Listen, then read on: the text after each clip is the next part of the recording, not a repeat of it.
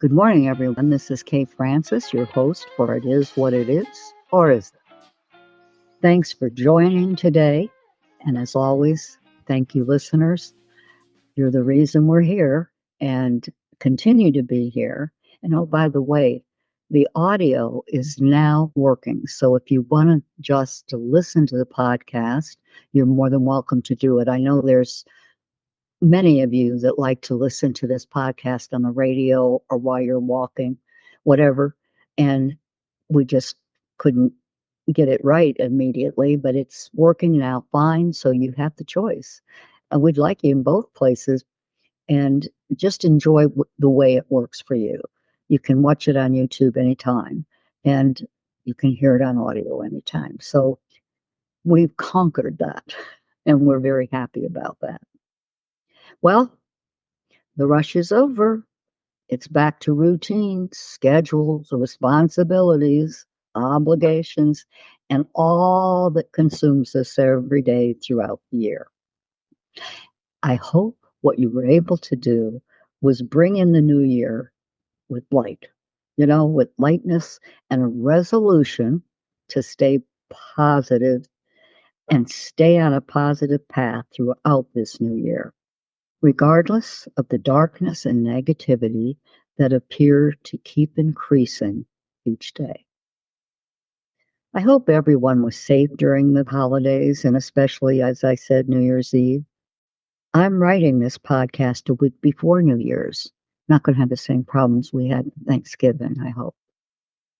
Although I am not one to make resolutions, I decided to pick one this year. I put a lot of thought into it. And so I hope some of my listeners might consider doing something in the way of making a resolution as well. Upon waking up New Year's Day, immediately following a cup of coffee, of course, I intend, now this is on New Year's Day, when I wake up, have my coffee, I intend to change anything necessary to improve myself. I'm of the belief that we can always improve ourselves. I'm of the belief that we should never stop trying to learn or stop trying to improve ourselves, that it should always be an ongoing process because there's always something to learn. And if we're really aware of ourselves, there's always something that we can improve. So that's what I committed to, that I'm going to have and be more astute and aware of what that might be for me. Another thought and resolution that I want to put into place is never to forget to smile at a stranger when appropriate, to try to smile at anyone for that matter, to be able to count my blessings every day and to choose to turn my back on what's negative and dark. I don't want to be a part of the dark. I just don't. And how easy is that for a New Year's resolution? I mean, when you think about it, um, I'm keeping my life pretty simple, and I like that. So I had my second cup of coffee, decaf. In fact, only decaf, or my energy would be intolerable. I like to do a lot of things. And I guess what? I sat there with that second cup of coffee, and my thoughts were of all of you, which is kind of strange and a little weird to think that I'm thinking about people that I don't know, that I've never met, that I've never seen. Now, let me say, I do know some of you, my friends that are loyal and listen, my family. Well, I don't know if they listen all the time. They hear me enough, I think. And then, of course, there's my church community who have been very supportive of this. And, but mostly I don't know who's out there. And yet, and this is what's really amazing, as I was sitting there, I realized I feel connected. I feel connected to you, and I've never met you. And it's a good feeling. And I think to myself at this moment, how fortunate I am that I can say that I can feel connected to perfect strangers. There's something pretty amazing about that. And it also shows that you can make connections without knowing someone, which speaks to a deeper desire to connect. And when you want to connect, there's all kinds of ways. Now, we all need to have goals and we need to have plans, that's for sure, which means looking forward, which is good. But may I recommend that you keep your eye on the present mostly? Because truthfully, what's in front of you, and hear me close, is all you can work with from moment to moment. What you did an hour ago is done, and as much you've planned for another hour ahead, one phone call can change it. One phone call or anything. So the present is what you really have, what we all really have. And another thing is that if you learn something from the past, let's say you look to the past, but if you took something from it and learned something from it that was beneficial to you and gave you more clarity and understanding, then adopt it, benefit from it, absorb it, take it with you. But let the junk, the stuff, the baggage, let go. Let go of it because it's over, it's done with. Another thing to consider with this new year is being conscious of your attitude and behavior and your impact on others. This is probably number one on the list, right? Because those of us that don't take time out to be conscious of that, if there's anyone out there that doesn't do that, chances are you're missing opportunity after opportunity, and you may not have the best relationships. So give that some thought and ponder it and think clearly that maybe you are too self-absorbed. Sometimes we get so caught up in ourself that we forget about those around us. But now getting back to looking ahead and planning, it's necessary, but you must be conscious not to get distracted. It's so easy in this time that is so fast paced and running at I don't even know how fast, with the texting, which by the way has no tone in it. No, you talk about connecting. That's the only way people connect anymore. And they wonder why their conversations aren't always taken the right way.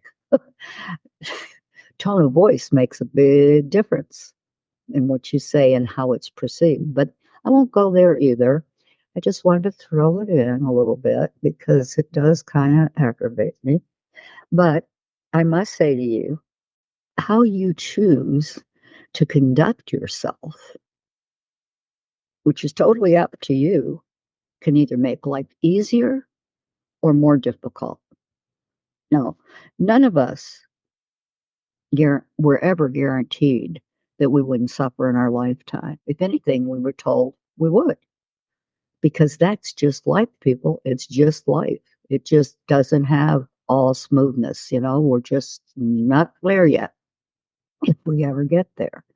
The point I'm making is that if we can't cope with that, and if that can throw us, then where are we really and how we live our life? We have to adapt. We have to be flexible. We have to forgive. We can't just stay stuck in that. Many people choose to. And maybe they don't even realize they're choosing it. In fact, my guess is that they don't even realize they're pretty unconscious to the fact that they're blaming somebody else for why they're stuck. Possibly. My plan for this year, I'll go first and share with you, like all of my listeners know by now, I would do that. I want to keep doing the same thing I'm doing. Isn't that simple? I enjoy what I do, okay? And I feel grateful that I can still do it and be able to do it and to be able to say that. I love assisting women and men and families and couples through whatever reason brought them to my office to begin with. And understanding and never forgetting that I'm only a conduit for what work that they will achieve and move forward and resolve their issues. They're the ones that deserve the pat on the back. I admire them, I respect them, and oh, what great courage. I'm glad to think that I went through my own therapy so that I knew what it was like and could relate to the other side of the chair or the other side of the room, whatever the case. But let's face it, life in general is challenging with all of its ups and downs and twists and turns. However, I would venture to say that 2025 brings us many unknowns, more so than in the past. So we got to be prepared. We've got to know that we may face things that we've never faced in the past. We don't know. We don't know what's going to happen, but we do know that we can play our part. And do we want to go with causing more pain and more suffering? Or do we want to go with being lighthearted and smiling and feeling safe, keeping our faith and just keep doing and not getting caught up or drug into all of that darkness? That's one thing I promised myself in my resolution. Mom, turning my back on that stuff because that's not how I want to live out my year or any part of the rest of my life. And I don't think most of you would want to either, given the chance. So, another thing I thought about on that same second cup of coffee was Warren Buffett. Now, isn't that interesting? I don't even know the man. I've never met the man. I don't know the man. I just know that he's been very successful. I know he's a billionaire, and I know that he's living in the same house he bought, and I know that he's very what's the word with his money? He's generous. Oh, he's very generous, but he's also been careful with his money. He bought his first stock. I don't know if any of you know this, at 11 years of age. Now, his father must have prompted that, I would assume. I don't know anything about his father. I never met him either. And I thank God for that because that'd mean I wouldn't be sitting here right now. But as it turns out, not knowing him, I've always kind of admired him. And I think it came from a statement he made publicly that I happened to watch on television when he discovered that his secretary was paying more taxes than he had to pay. And he publicly announced that he is more than happy to pay more in taxes. And he meant it. Well, I guess he did. But there wasn't enough other people in his bracket that I guess agreed enough and not enough of them to really do any fundamental change. So the taxes still work the way they work. But you know what's happened? What's happened because of it is a dwindling, fast dwindling middle class. And the middle class is what was the backbone of our country and what helped those people become billionaires because of what the manufacturers, the producing, the goods, all of those things. And so we shouldn't forget about the little guy because now we're dwindling, which is going to only bring greater cost and greater poverty to our nation. Now, I don't want to get too much into this because this is a new year. I don't want to go into anything that's depressing, but I'm just simply saying it's things that we want to stay in that present. We want to stay and be the person that can bring some happiness or help somebody or do something. We don't want to add to that problem. And I certainly pray and hope that by the end of the year that we will have seen the light, so to speak. You know, It's interesting. Greed and power can cause people to sell their souls, while others, they remain sensible and understand that they're only going to reap what they sow. Not everyone is born into privilege.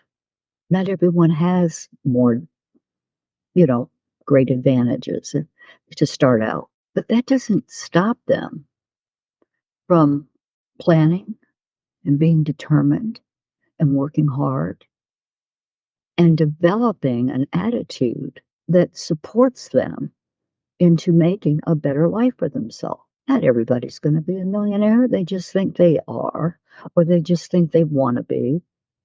But, what's wrong with just being able to live a decent life, be able to keep a roof over your head and have food in your stomach and help your kids along the way? And what's wrong with that?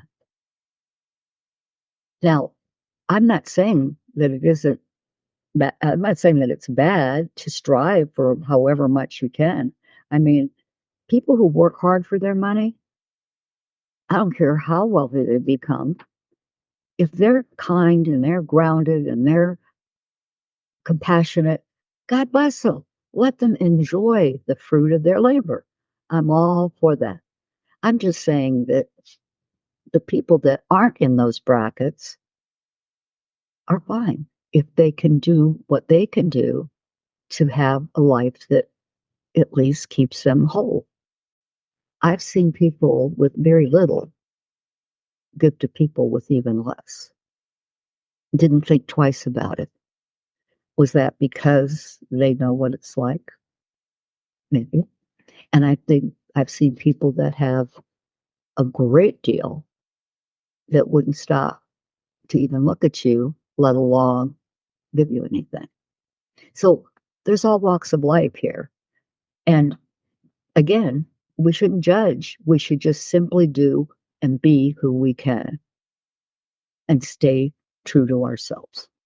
If you are one of those people, though, that would be willing to sell your soul for more, then I just send my sympathy to you.